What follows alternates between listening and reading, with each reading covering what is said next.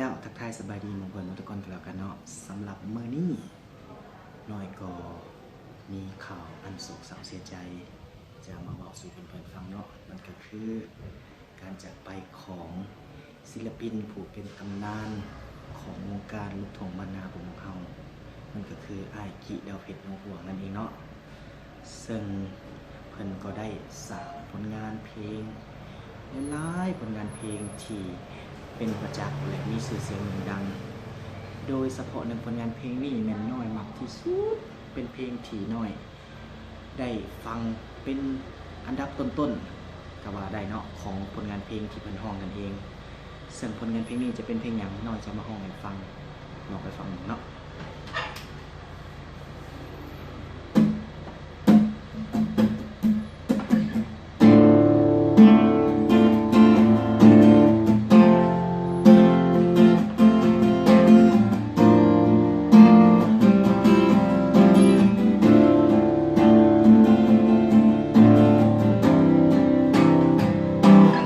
นานแล้วน้องรอคอยน้องปล่อยให้ของเรื่องหาเขาสองข้างข้างน้องหลีกเลี่ยงบ่ายเบี่ยงปัญหาก็เลยบ่มีทีท่าจะบอกว่าหากอ้ายมาว่าจะตกลง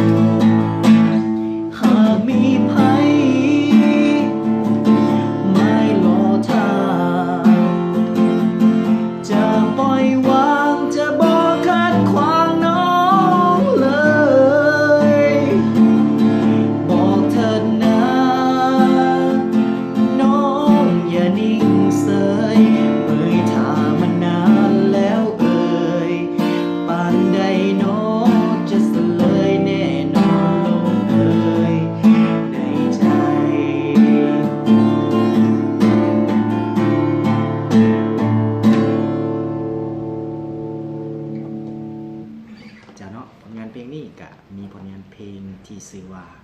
เมยถานั่นเองเป็นหนึ่งผลงานเพลงที่น้อยรู้สึกว่าม่วนและก็มักหลายสำหรับผลงานเพลงนี้เนาะและการสุดท้ายนี้ก็ขอเป็นหนึ่งคนที่แสดงความเสียใจมายังครอบครัวอากีดาวเพชรนงห่วงแล้วกันเนาะหวังว่าให้เพิ่นจะไปสู่ภพภูมิที่ดีและขอแสดงความเสียใจมาในที่นี้ด้วย